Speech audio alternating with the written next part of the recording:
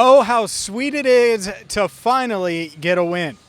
Hi again, everyone, and welcome into Cincinnati Bengals Talk. I'm James Rapien of allbengals.com here at Metlife Stadium, where the Bengals, well, they got the first win of the year, 27-12, and what was really the game they were looking for. We posted a video earlier. Jamar Chase, to me, put it best. He said, look, we set out to do a bunch of things, and we did all of those things today. Was it perfect? No. Was it turnover free? No. Did they keep Joe Burrow upright the entire game? No. Were they hitting on all cylinders? No.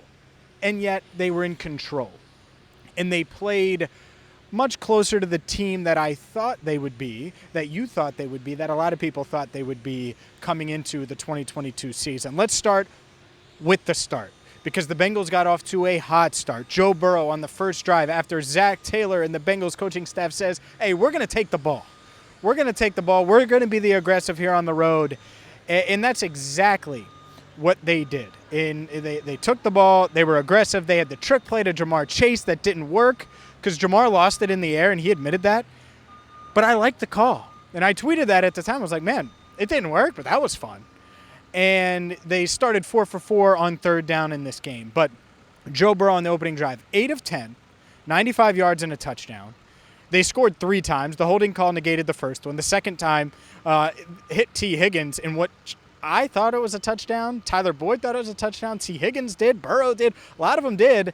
And obviously then the Samaje Perine touchdown that actually counted. And I think that Joe Burrow looked really close to the Joe Burrow we expect today. He was moving well in the pocket. There were different lanes for him to sneak out in and keep his eyes downfield and make plays. Right? And it didn't always work out, but a lot of times it did. He finished with 275 yards passing, completed 64% of his passes.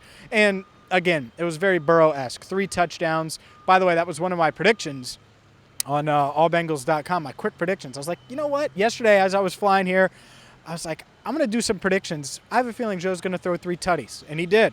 And the Bengals improved to 1-2 on the season. So that's the first takeaway. They started fast. And as you can see behind me, all of this construction, the Bengals leaving the Jets in disarray. All right, no, I'm just kidding. I'm kidding. There's a Monday Night Football game tomorrow. They're preparing for that. It's Giants-Cowboys right here at Metlife. So naturally, that's what's taking place behind me as I record this stand-up. But the Bengals defense, they came out and I thought played well. They bent a little early, which we saw last year. This game felt a lot like last year did in their wins, where they got off to, well, not that they got off to a quick start a lot last year, but they got off to an okay start on defense. They bend a little, and then, boom, they slam the door shut. And you look up, and it's 27-12 at the end of the game and late in the fourth quarter. And, look, they weren't perfect, but not a lot of teams are perfect this time of year. The Bills, were they perfect today? The Dolphins, were they perfect today? They're 3-0, so you could say they're perfect. Were they? The Chiefs, were they perfect today? And so that's the thing. Every team is working through flaws, and teams have to find a way to win games anyways. That was the concerning part about the Bengals. If they were 2-0, well, yeah, they had flaws, and you got to work through them early in the season. But the fact that they were 0-2, it made today a must-win game, and they got it done. Let's get to a couple injury notes. Talked to T. Higgins after the game. Obviously, he came back, seemed fine, had a bit of a busted lip. Other than that, he was fine. DJ Reader, that's the bigger concern. And he seemed optimistic, I would say, about his left knee. It sounded like there was a chance he could come back in this game. We'll see, because the Bengals have the quick turnaround with Thursday. We're going to be jam-packed all week with that, just so you know. So we'll see on DJ Reader. But the fact that he was able to walk off under his own power in the second quarter, the fact that he wasn't limping severely, and then talking after the game did say that he doesn't think it's as serious as, say, what he dealt with in 2020. So hopefully DJ Reader is okay. But I've buried the lead long enough because, yeah, we started with Burrow, and I'm going to get to the receivers in a second. But Trey Hendrickson was a game wrecker today. 2.5 sacks, was in on 3 sacks, 3 forced fumbles. The dude was just all over the place, in big moments too. So the Bengals, they're up at halftime, and it's like, okay, but the Jets are hanging around. They're hanging around. And what you want to do is quick strike. They got the ball to start the second half, and what did Trey Hendrickson do? Sack, fumble, get the ball to the offense. The offense goes down and scores a touchdown and really puts this game, takes control of the game. and doesn't put it out of reach because it was never technically out of reach, but really throws some doubt and really punches the Jets right in the face to make it tough to come back. And then late in the game, about 10 minutes to go in the fourth, what did he do? Sack fumble on fourth down to really drive that dagger home. And that's the thing. Trey Hendrickson was really, really good today.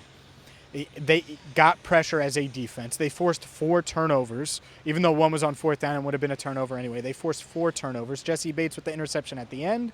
Logan Wilson with a big interception that set up a field goal. And overall, I thought this defense played well. Akeem Davis-Gaither playing well without Jermaine Pratt. I thought that was big. I thought that this defense, especially early, they were kind of feeling themselves out. Chidobe Awuzie had some really nice pass breakups. So good day overall for Lou's crew, allowing just 12 points on the day. All right, let's get to the receivers, because the receivers in this game made some big plays. Tyler Boyd breaking tackles, 56-yard touchdown, topping the 100-yard mark. Big game for him. T. Higgins, already mentioned the one play, but the other play, the one where he got the busted lip, the 45-yarder, hard to make that type of play against Sauce Gardner. And Sauce had some good pass breakups, had a pass breakup against T, had a pass breakup against Jamar Chase deep downfield, and yet what happened? T. Higgins made that play, and he is I was saying it in camp, and I tried to warn you. T. Higgins is on another level this year than he was even last year. I think he's bigger. I think he's stronger. I think he's smarter when it comes to the playbook and things like that, and he's going up and showing off that strength. I mean, the touchdown that got called back was never called a touchdown, but I thought it was a touchdown on that first drive. Good luck. I mean, that's great coverage. It was a great ball by Joe. Perfect adjustment by T to go up, catch the ball, secure it, get both toes down, both feet down. And I think he did, but they want to talk about the heel rule. Whatever, the heel rule. Overall, though, the Bengals get a win. The one sour spot outside of injuries, Joe Mixon averaging 2 yards a carry. Kind of weird there. So we'll keep an eye on that. La'el Collins played pretty well, I thought, at right tackle. And that's big for this team. Only 2 sacks. There was 3 officially in the game book, but 2 sacks that were actually sacks. The third one was Burrow sliding down. So overall, I thought the offensive line was pretty solid in pass protection. Burrow played well, and this team got their first victory of the season. By the way, week 3 is not over. If you want to start wagering on the Bengals maybe for week 4 with the Thursday night game, you got to get to MyBookie. MyBookie is the place to go. Why? Because you can wager and get that double deposit bonus I've been telling you about with promo code BengalsTalk. What's a double deposit bonus? Let's say you want to deposit $500 and you create this MyBookie account. You're like, all right, $500. Well, you type in Bengals Talk as your promo code, and you're going to get a bonus $500 to wager. So maybe you want to wager on the Bengals to win the AFC North. Maybe you want to wager on the Bengals to handle business against the Dolphins. Maybe you want to wager on Giants-Cowboys, which is going to be played right here on Monday Night Football. The point is, go to MyBookie, sign up now. I've used them. You should too. Use promo code Bengals Talk to get that double deposit bonus. One down, and it's going to be a quick turnaround for everyone. La'el Collins he said he's going to play against the Dolphins, so no concern there back-wise. So things are looking up, and we'll see if the Bengals can make it 2 in a row on Thursday. We'll have plenty for you, and we have plenty for you. From La'el Collins to Trey Hendrickson to Jamar Chase to Joe Burrow to Zac Taylor, all right here on Cincinnati Bengals Talk. We uploaded all of those videos. So if you haven't seen them yet, make sure you check them out. Make sure you subscribe to the channel. Make sure you ring the bell so you get notifications. And make sure you go to MyBookie and use promo code BengalsTalk. We'll have plenty all throughout the week. This does feel a little bit better.